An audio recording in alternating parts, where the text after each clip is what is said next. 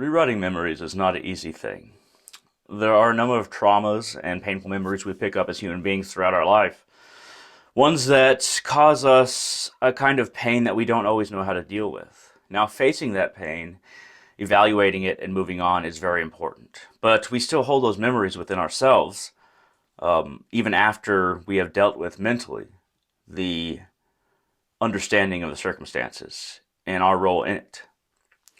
So, this is not going to be a technique that works for everybody. And it's not going to be a technique that can get rid of all painful memories, but it is a very good technique. And this is the technique of rewriting painful memories. So I discovered this technique in an interesting way. So I'm OCD. It's part of schizophrenia for me, of being OCD. And I check things a lot to make sure that I did them. I might see if a door was closed multiple times, a dozen times, just to make sure it was closed. And I started taking up a practice that nobody really told me about, and that I just kind of spawned into my own existence, I guess. I started to use all of my senses to focus on minor details. So I would use my sight out of the corner of my eye to look at the doorknob, it being closed.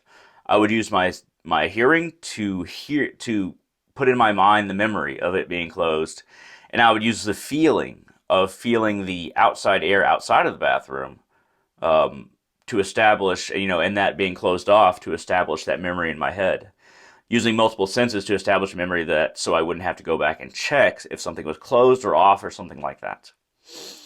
Now, what does this have to do with rewriting painful memories? So, one way to rewrite painful memories this way is you can use all of your senses, but sometimes you don't want to use them all because it's going to bring you back to the painful memory. So or bring you back to the painful, interior circumference of the memory. So, I'll give an example. Let's say you're beat up by somebody. They beat you up real bad. And you remember smelling how they smelled. You remember hearing what they said. You remember feeling the fist against your face.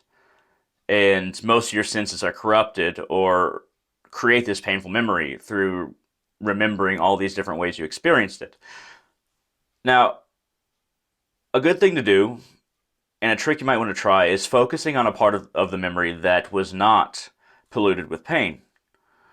Let's say somebody that was beating you up. There was a bicycle to the left of that person, and it's a blue bicycle. And every time you remember this, every time you are brought back to this memory, every time it goes into your mental sphere, your mind loop, then instead of focusing on all this, what you experienced with the senses that was painful, you can instead direct it towards that bicycle over there. If it's a bright blue, focus on that bright blue every time you remember this. Make it brighter. Make that bicycle a bigger part of what you visually see than what you see in front of you with the person beating you up. Increasing the intensity and the size of that bicycle can rewrite the memory, because the mind is an interesting thing. It can be trained. And if you remember this painful experience again and again and again, and you always go through the same experience of the pain, then it trains your mind to always be in pain when thinking about this. But if you can focus, and this is intensely, if you can intensely focus on that bicycle, for instance, if you can make that the biggest part of the memory by making it more intense and bigger, then after, many times of remembering or having this memory, if you keep on doing that, the brain will actually be like a dog.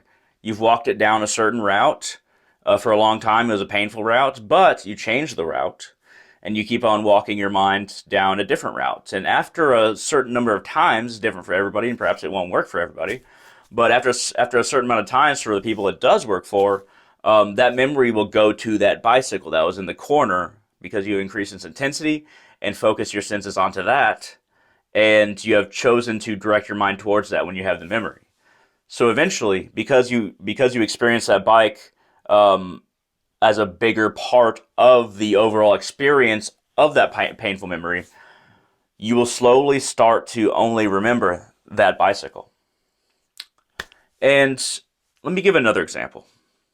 So if you are, let's say you're in a college class, history, Why not? This is a false scenario, but let's look at it.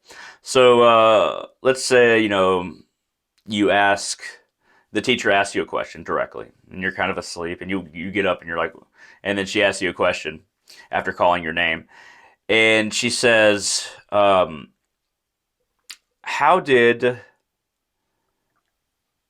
the Vikings trade so well along all the interior of Europe? And how did they almost completely control England?" Something like that. We're making this up. And you might say, because they had gold. And let's just say everybody laughs at you, and then the teacher says no, because they had ships that they had ships that could actually go upstream in rivers, and if they have access to rivers, even from the ocean, then they can go further by seafaring than other peoples. That's her answer, and then in your mind you're like, man, I feel so stupid, and then all the kids laughing, all this person at the front of the class, the teacher is telling you this. Now, most of your senses are gonna be bogged down in this. So hearing, yes, because you're hearing everybody laughing. Smell, because you actually might be just smelling the book in front of you, which doesn't really give you an intensity to focus on unless you can just focus on smell.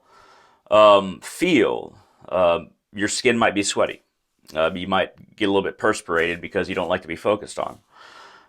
But once again, we return to vision, because vision is the most reliable thing. But once again, you can use other senses. You might focus on something that's on the desk next to the teacher, like a globe, like a planet Earth, on one of those spinny things. And you might imagine that is very big, and you might focus on that and through your memory, because the brain stores a lot of information that we just don't realize. But if you make that more prominent in your memory, you'll start remembering things about that globe and what's directly around it. And then if you keep on going to that globe every time you remember this, then it'll become a bigger reality for you, at least a historical reality for you, something that happened to you in the past, than the experience of being shamed or anything like that. This is not... A lot of people have trouble working with their memories, their brain, their emotions.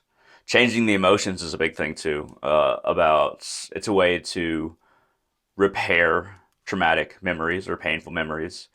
Our emotions can be said to be another sense. If you focus on something else than what you were feeling, let's say you were feeling, nobody ever feels one thing at a time. So if you're feeling this experience, and then you wanted to focus on something else emotionally with just your emotional body, then that shame or being beat up or something like that, this fear or something like that, then what you could do is to focus on a background emotion. And only you know what your background emotions were. What else were you feeling? Dive deep into that memory and deep into yourself, and you may be able to rewrite the memory. It's not a surefire technique, but you have a good chance of rewriting the memory. And this is what I did for OCD, and I found this tactic that if I remembered enough sensations from the experience, then I could establish it as a memory. But memory can be directed by using the senses further in that memory, and making a particular detail much larger in your memory than it was in the original instance of a painful memory. I hope this makes sense. I hope that I've laid this technique out fairly well. If you have any questions, comments, concerns, shoot it down in the comment section below on YouTube. If you want to become a patron on Patreon and give me as little as $1 a month to support my work, you'll get all my videos, all my podcasts, and other things that I do on that Patreon account. Go to www.patreon.com/darkrealist, capital D, capital R. And if you support me there, I'm more likely to really converse with you and also help you in various magical expertise or spiritual topics if you contact me. And if you don't want to become a patron, you don't really want to get signed up for something like that, feel free to go to my Messenger account, and I'll try to get to you. Go to www.facebook.com/Hunter-Salazar, HUNTER-SALAZAR, and you can message me on Facebook through there. Thank you very much. Thank you very much for watching. I hope this helped, and I hope all of you have a wonderful day.